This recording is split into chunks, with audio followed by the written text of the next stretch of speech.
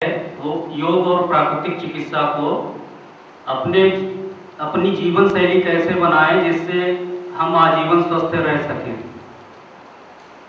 इस विषय पर रहेगा।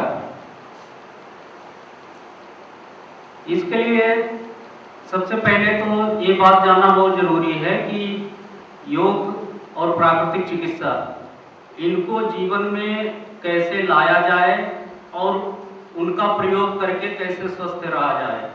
बीमार होने के बाद में स्वस्थ होना ये कोई बात नहीं है।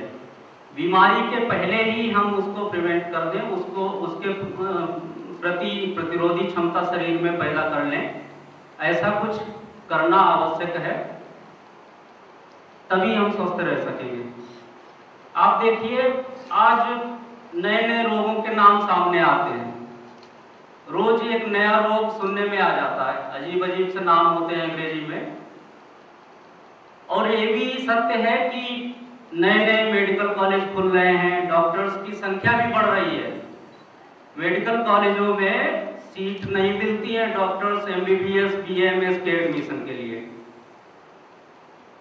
चिकित्सकों की संख्या बढ़ रही है, चिकित्सालयों की भी संख्या बढ़ रही है, उसके बावजूद रोगों की संख्या बढ़ रही है, रोगियों का अनुपात भी बढ़ रहा है। भले ही मनुष्य की औसत आयु में काफी वृद्धि हुई है पहले से, लेकिन उसके साथ साथ रोगों की संख्या में भी वृद्धि हुई है। कभी सोचा है कि चिकित्सक और चिकित्सालय दोनों बढ़ रहे हैं, उसके बावजूद रोग क्यों बढ़ रहे हैं, हम रोगी क्यों हो रहे हैं?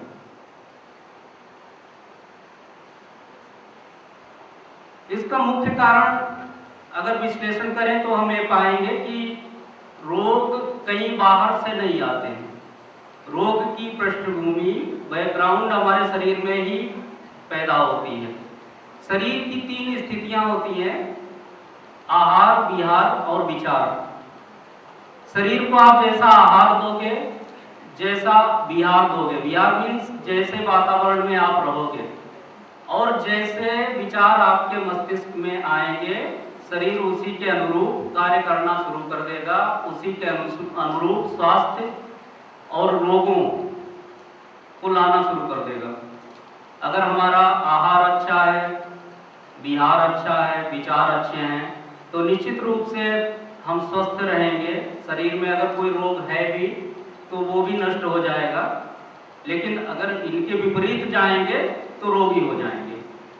अब रोगी